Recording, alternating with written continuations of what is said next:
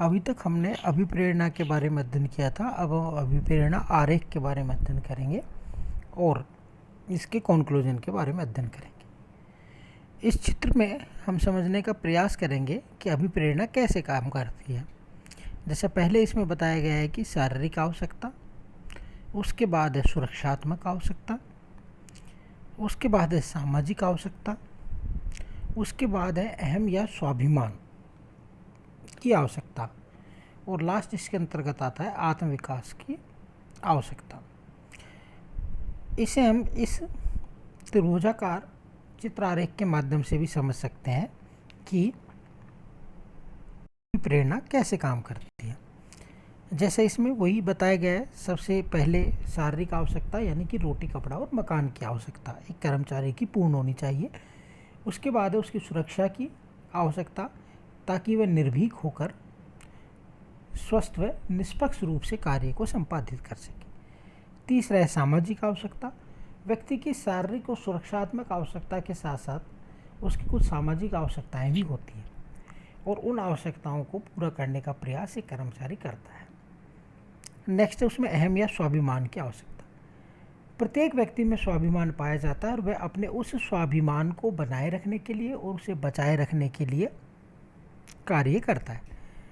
तो किसी भी संगठन में कर्मचारी के स्वाभिमान उसके कार्य और कार्य क्षमता पर महत्वपूर्ण प्रभाव डालता है।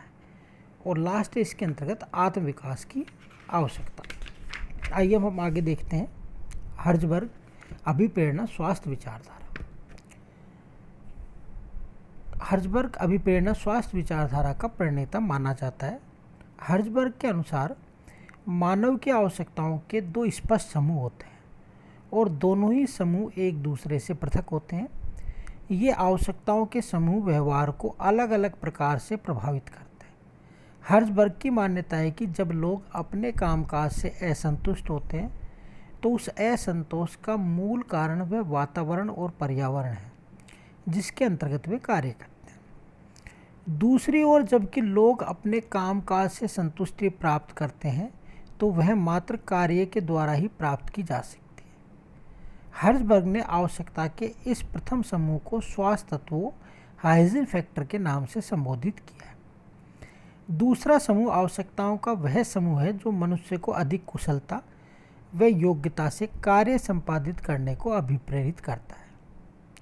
इस दूसरे समूह को हर्ज़बर्ग ने अभिप्रेरक तत्व मोटिवेटिंग फैक्टर्स की संज्ञा दी है। प्रथम समूह यानी कि स्वास्थ्य तत्व जहाँ मानव को कार्य पर बनाए रखने में सहायक होते हैं, वहीं द्वितीय समूह यानी कि अभिप्रेरक तत्व मानव की कार्य क्षमता के विकास में सहायक होते हैं। हर्ज़बर्ग के स्वास्थ्य और अभिप्रेरक तत्वों को हम निम्न सारणी से भली प्रकार समझ सकते हैं। पहला है स्वास्थ्य आरोग्य तत्व और दूसरा है अभिप्रेरक मोटिवेशनल फैक्टर। संगठन की नीति एवं प्रशासन, दूसरा है तकनीकी और प्रशिक्षण, तीसरा है कार्य दशाएं या वातावरण जो व्यक्ति के स्वास्थ्य पर प्रभाव डालता है। नेक्स्ट है पारस्परिक संबंध। किसी भी कार्य को करने में, किसी भी संचालन को चलाने में अधिकारी और कर्मचारियों के मध्य पारस्परिक संबंधों में मधुरता और आपसी समझ का होना अत्यावश्यक है। तभी कोई भी संगठन ठीक ढंग से कार्य कर सकता है और कर्मचारी अपने आप को उस संगठन का अंग मानता है। वेतन आदि। नेक्स्ट है इसमें कार्य सुरक्षा और लास्ट है उसमें हैसियत या स्थिति यानी कि किसी संगठन में किसी कर्मचारी की क्या हैसियत या स्थिति है जिसके अनुसार वह अपने कार्य का संपादन करता है। अभिप्रेरक तत्व कौन कौन से हो सकते हैं? पहला है इसके अंतर्गत उपलब्धि, दूसरा है उपलब्धि हेतु मान्यता, तीसरा है कार्य, कार्य कैसा है, चुनौतीपूर्ण कार्य है। नेक्स्ट है इसके अंतर्गत उत्तरदायित्व, रेस्पॉन्सिबिलिटी।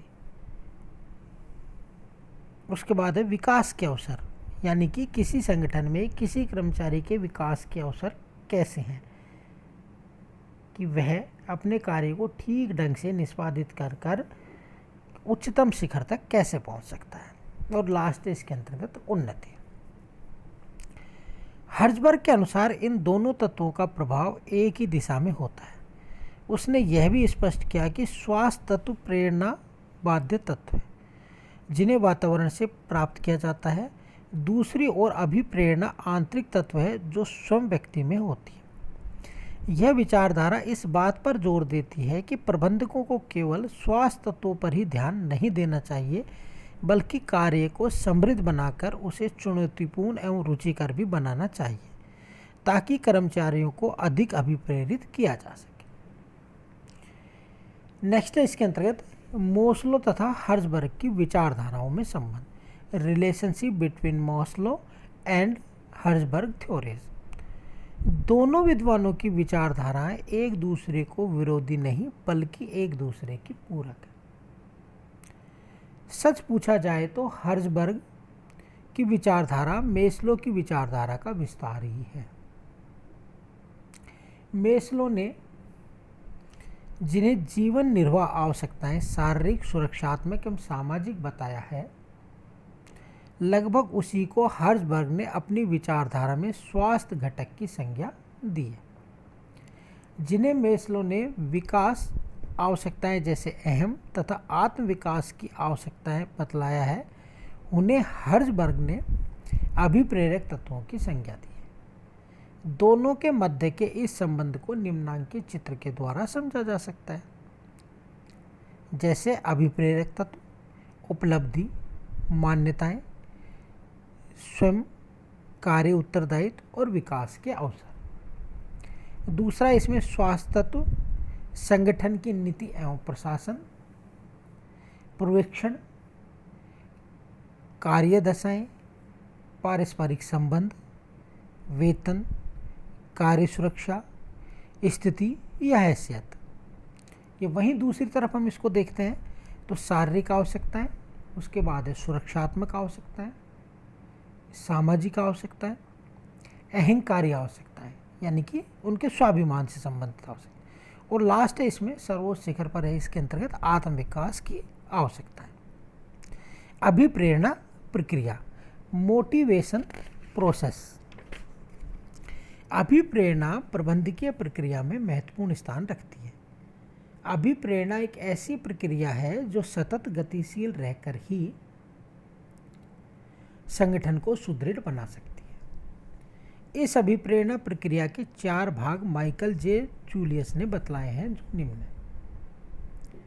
पहला है अभिप्रेरणात्मक आवश्यकताओं को इंगित करना या उनकी जानकारी करना। दूसरा है अभिप्रेरणा के विभिन्न उपकरणों की सूची तैयार करना। तीसरा इसमें उपयुक्त अभिप्रेरक का चयन व उसे काम में लेना। और चौथा इसमें अनुगमन, जांच व तुलनात्मक अध्ययन करना। यह मूल्यांकन की स्थिति होती है। इस प्रकार आज के संगठन में अभिप्रेरणा का अत्यधिक महत्वपूर्ण स्थान है। अतः प्रबंधकों की संगठन के हित में अभिप्रेरणा को भलीभांति समझकर लागू करने की चेष्टा करनी चाहिए। Thank you.